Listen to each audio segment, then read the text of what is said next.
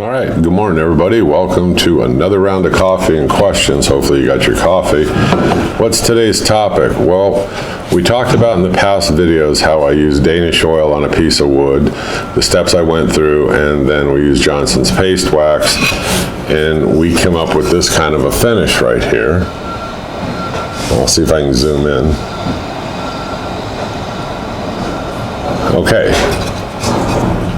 This, I'll zoom in again, is the bare wood. And I had somebody in one of the forums goes, yeah, that looks nice if the wood itself is nice looking, but what if it's bland, or what if you want to add color to it? Okay, so that's a good question. I took a little bit of Danish oil. Now you can use anything you want, and I put it in this little cup right here.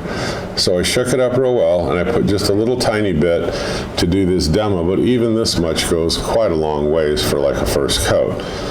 Now, there's lots of different dyes that you can dump into this. You can go down to Michael's, and you can get some of that oil-based pigment kind of paint, and put like a little drop in and stir it up. Now that's an inexpensive way to do it. Now I do a lot of projects and I use trans tint, and it's right here. This is amber, and I'm going to use that for the demonstration. Now trans tint, and I'll drop a link below. It is not cheap. You need to look around for the best price. I'll try to find it for you and put in the link below if you choose to use it.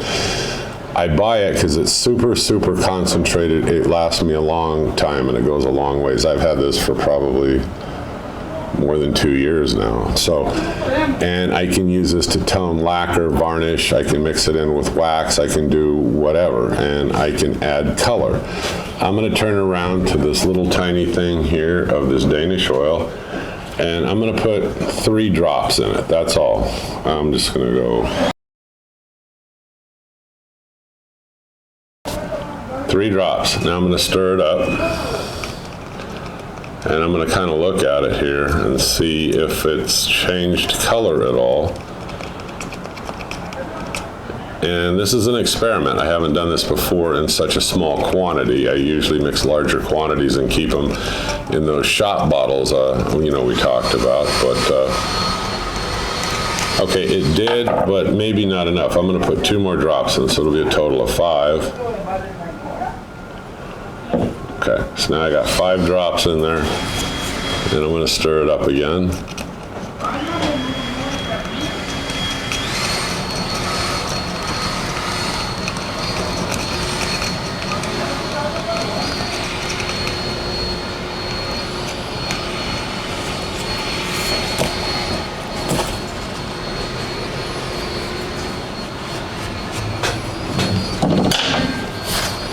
Now I'm going to use a shop towel, and we're going to demonstrate this just on the raw part of this plywood right here.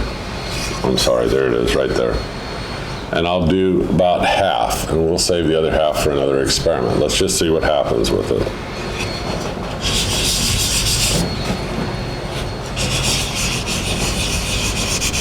And all I'm doing is swirling it on in circles. Okay. Just circles. Now with Danish oil, like I said in the previous videos, you want to keep it looking wet for about 15 to 20 minutes. If you see dry spots, add a little bit more to it, okay? Now, on a lot of projects, I will put more than just 1 coat. I will use 2 to 3 coats. It depends on the wood, it depends on how well it's penetrating in. And then between each coat, when it dries, I mean, I use that 4/0 steel wool, just like we described in the past video. This is just a way to tone this oil finish, okay?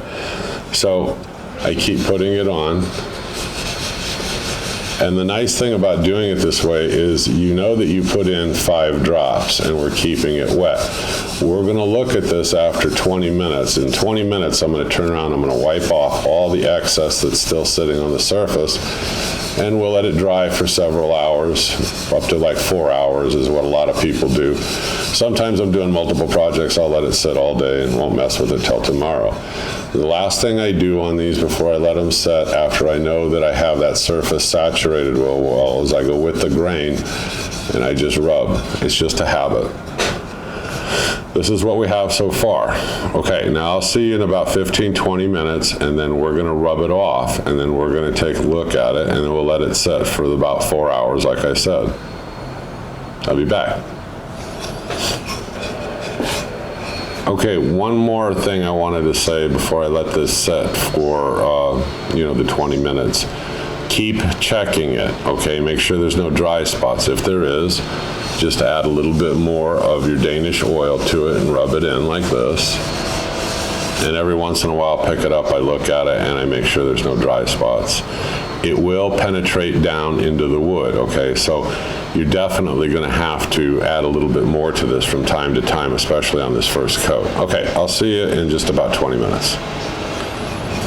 Okay, so the 20 minutes or so has gone by. Here's the piece of wood. I'm going to use a dry part of this towel, take off the excess of it.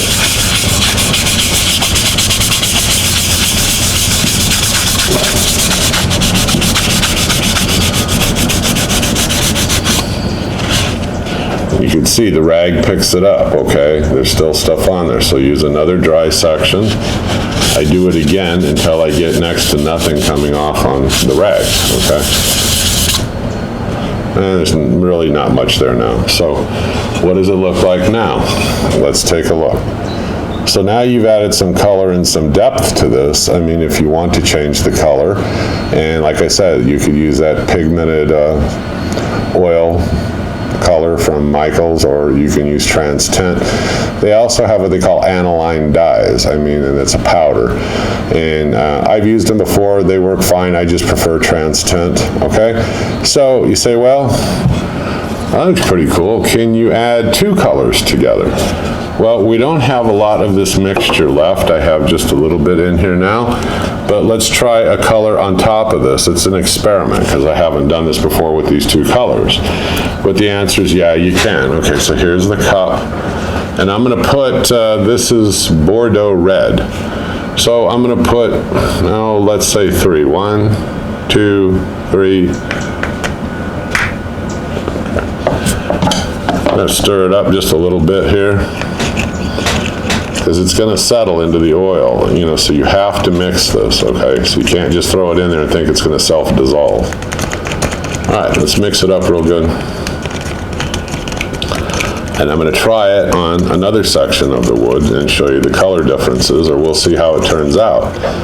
And again, you'll have to apply it. You hit all the dry spots over the 20 minutes of drying time. Just keep going over it. Let's see what happens. All right, so get a dry part of this same shop towel. I'd use another one, or use a t-shirt would be better, but this is just for demonstration. Here's the wood. So we'll go over about another half of what was left there. Let's see. Yeah, I'll have enough oil for that.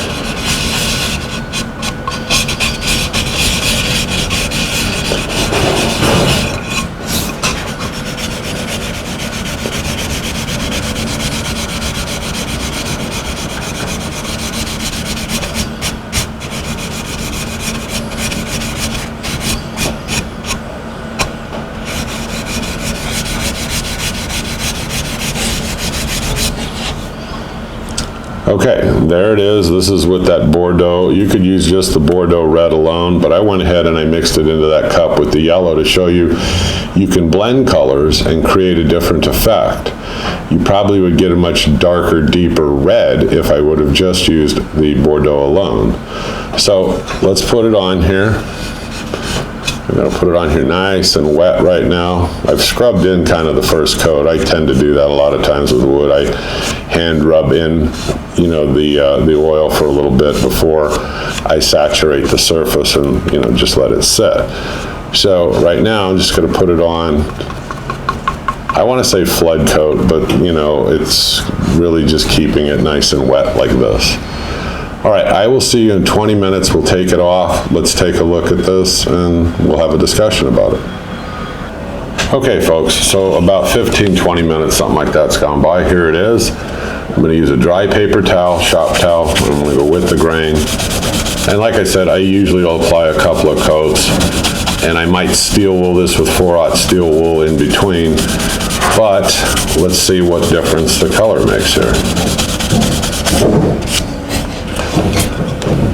Okay, that's using Bordeaux red, okay?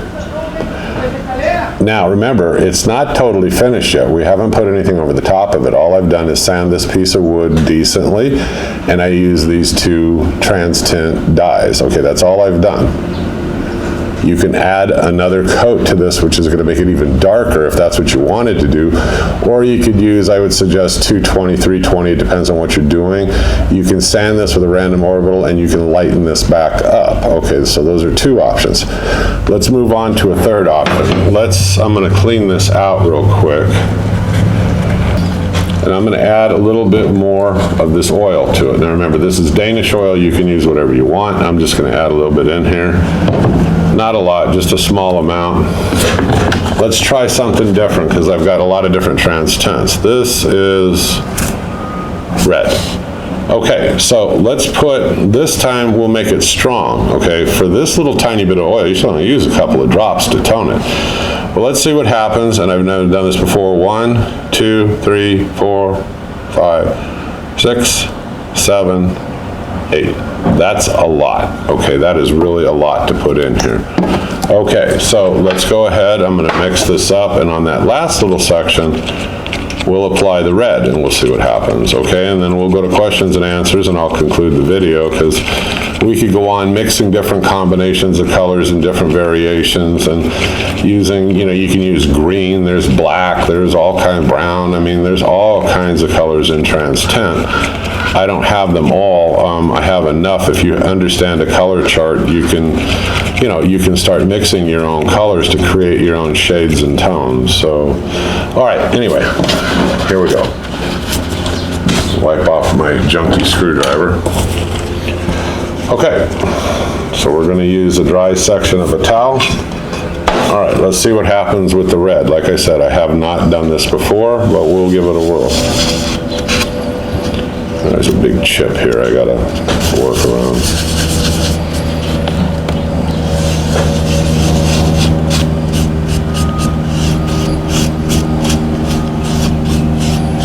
With the grain when I'm done, but I keep it nice and wet. Look at it in the light.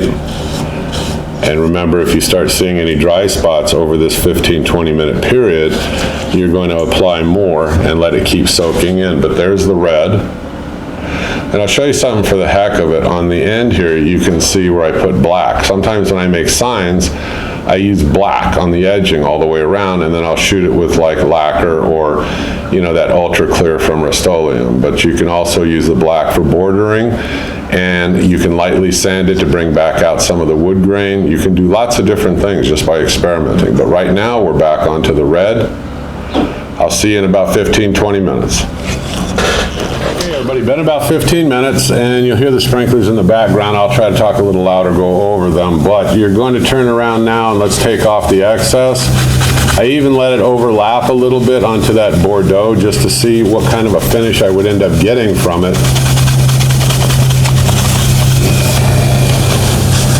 Flip the towel over, and we're going to take it off. There's next to nothing on there, and so let's take a look. Okay, now I'm going to let this, like I said, you could add more color, you can put second coat, third coat, whatever you want to do. You can experiment around and you can change the look of the wood entirely. I'm going to let this sit for about 4 hours. I'll be back. Let's put a coat of wax on it and let's see what the final finish looks like. This is a simple, basic way to do wood finishing. It's very forgiving because you can reapply. You can lighten by sanding. You can darken by adding more tone and color, I mean, and which is toning. But there's lots of different things that you can do. I'll be back in a minute and let's do the finish. Okay, everybody, so the 20 minutes has gone by and I turned around, took all this off, let it dry. It's been several hours now or more, and this is the point where we're at.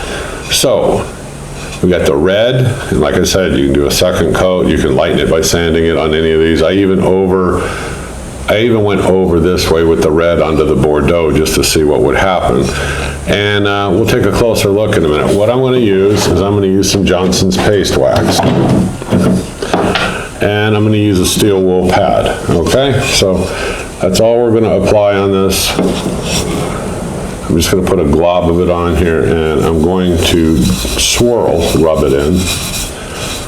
And I take my time about doing this. You want to get it everywhere, and I push it down. Well, I'm trying to say I push down on it. I mean, pretty good. And I just keep doing this. And you can feel it'll knock down all the little nibs, all the little imperfections that sat on the surface of what we were doing. And, well, I'll speed this up. I'm gonna sit here and do this for about 5 minutes or so. I'm gonna let it dry for about 30 minutes, and then I'll come back and we'll buff it. So I'll be with you in a sec. Okay, so times went by, and so here's what we have, and I haven't buffed it off yet.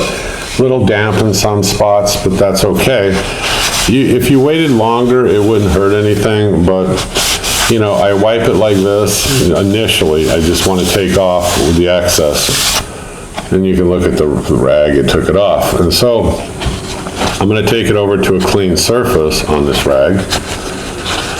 And I'm going to start swirling, going in circles, swirling it like this. I don't know how well this will show up on the camera. I'll do the best that I can. But I just hand buff it if it's a small project. It doesn't take that long. You can use buffing wheels on a grinder. You can do all kinds of things. You could use a small buffing wheel on a cordless drill or a corded drill. Any of those would work. Just if you do that, make sure you label it with a J or something so you know that was with Johnson's paste wax. Hang on. Phone call. So I was trying to say, you swirl this like this and hand buff it on small projects, okay? So, and we're gonna see what it, comes out and it looks like. Buffing wheel, make sure you mark them. That's what I was trying to say before I got interrupted with a phone call. Mark it because you don't want to use any other wax with it at that point. Stick with Johnson's paste wax in that particular wheel. People sometimes mix it with carnauba and all these other things, or just buffing dry wood, and they wonder after a while why they aren't getting the results that they should.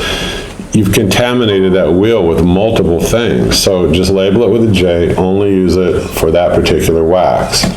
Okay, anyway, back to this. Let me buff this real quick. Let's take a look and see what we got. Now, don't forget, you could do 2 coats, 3 coats, I mean, kind of whatever you want with this stuff, but this is 1 coat, and this is just a quick tip video. Show you how easy it is to change, the color of the wood. And then I always try to go with the grain.